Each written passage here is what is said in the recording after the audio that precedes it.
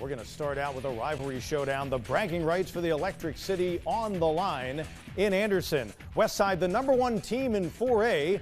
Both they and Hanna played a game in week 0, had last week off. Here they were battling again. Rams go for a third straight. Todd Summers has the recap.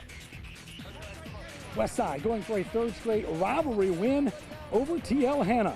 Early first quarter, Rams get the ball first, score first. Sherrod Richardson straight ahead for the 1-yard touchdown. Rams lead 7-0. Under 4 minutes to play in the first. The Rams come up with a blocked punt. Zion Paul scoops it up and runs it back for the touchdown. Westside leads 14-0. Early second quarter, Cutter Woods steps up in the pocket and fires across the middle to a wide open Kamarius Bomar for a 54-yard touchdown. Rams off and running up 21-0.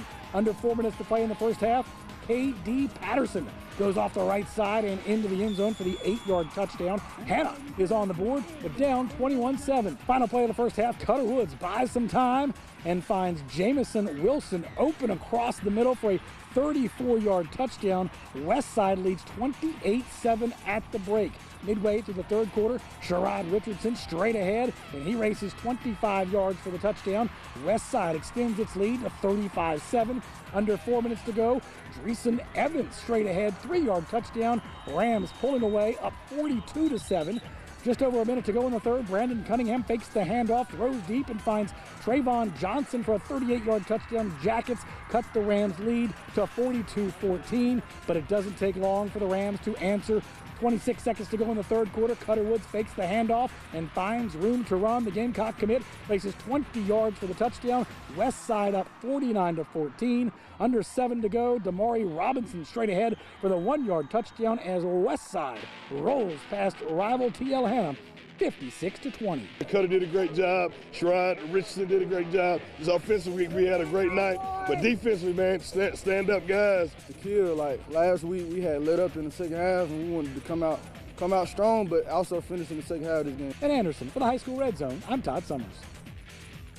Other action, Gaffney, the #2 team in 5A against Greenville, which has played a brutal schedule to start out the era of a new coaching staff. That was a connection from Javon Gilmore, Jamarcus Smith. Gaffney had a 20-7 lead in the third quarter. Later in the third, Gilmore and Shane Davidson get together. 27-7 Gaffney. They cruise on to a 54-14 win. They've won 10 of their past 11 against Greenville, which falls to 0-3.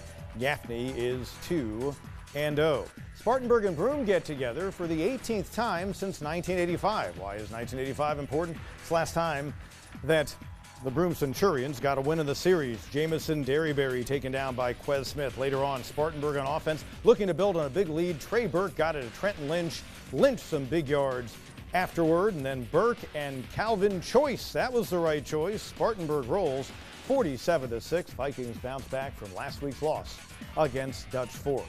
Other action, Boiling Springs running out on the field at Chapman, which was their nemesis for a while, but the Bulldogs tried to make it 3 straight in the series. Boiling Springs outscoring its first 2 opponents this year, 72-12. You can't turn it over against them. Jaden Mormon did on the kickoff run back. Gavin Calhoun comes up with it. Lincoln Husky, the lefty, Kyle Patterson on the receiving end, a 7-0 lead for the Dogs. Then they give it up. Lewis McAllister with the strip, recovered by Joseph Campbell of Chapman. Chapman's drive stalls. Boiling Springs and Calhoun get another score, and the Dogs are 3-0. They continue to cruise on. They've now won 3 in a row against Chapman. Well, at Bethlehem tonight, the #1 team in 3A, the Bears were trying to get to 3-0 in the season as they took on Lawrence, but there was a career record watch as well. That guy right there, Quez Henderson, our reigning star of the year, began the night 148 yards shy of Jemias Dixon's career rushing record at BHP, established in 2000. He took 80 off of the 148 he needed there, gets another 30. This one of his 3 touchdowns on the night. He goes for 196, blowing past the career mark. Congrats to Quez Henderson, the new BHP rushing leader at a school that prides itself in the run. They've had great running backs over the years. They can throw it too. Noah Thomas, Tajan Watson Martin, and Belton Honeypath has won 21 of their past 23 games. They win it 55-6. They roll on tonight against Lawrence. Powdersville and Wren. Hurricanes and Patriots meeting for the 10th time. Remember, Powdersville started their program about a decade ago. Wren had won 5 of the 9. Look at the interception. Joshua Knuckles coming up big right there with the pick. But Colton Bagwell and Wren in the 4th quarter able to extend a 14-7 lead off that 20-yard run. He's one of the better running guys we've got playing QB in the area. Keegan Reed and Powdersville try to get back in it. Wren, though, Noah Ramey coming up with the interception, and Wren gets to 3-0. Powdersville 0-3 for the first time since 2019. Pendleton and Woodmont, Wildcats trying to knock off a really good 3A team. Pendleton coming in at 2-0. They managed just 12 points in a win last week. They would need more than that tonight against Zeke Belcher and the Wildcats. That run set up a Bradley Crowell 20-yard field goal, made it 3-0 in favor of Woodmont. Jace Gross and Ham Scott and the Bulldogs try to outrun the Wildcats, but they couldn't. Woodmont gets its first win of the year. They're playing just their second game, 34-19. Pendleton falls to 2-1. Abbeville and Batesburg-Leesville, Battle of Panthers. These teams have had some classic postseason games, some regular season games over the years. They've been in the same region at various points over the past couple of decades.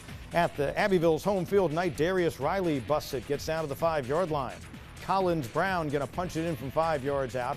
Abbeville had the early lead, but Batesburg-Leesville rallies and ends a 7-game losing streak in the series against Abbeville, 37-35 for the Abbeville Panthers, just their 10th loss overall since 2015.